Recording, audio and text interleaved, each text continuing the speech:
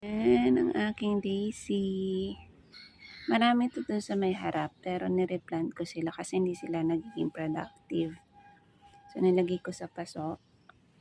Actually ilang piraso to? I think 3. Pero siya yung pinaka-productive. Ayan, ito. Tsaka ito.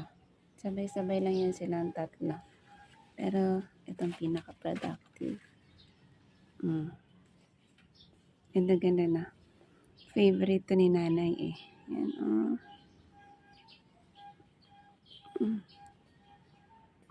Ganda-ganda naman.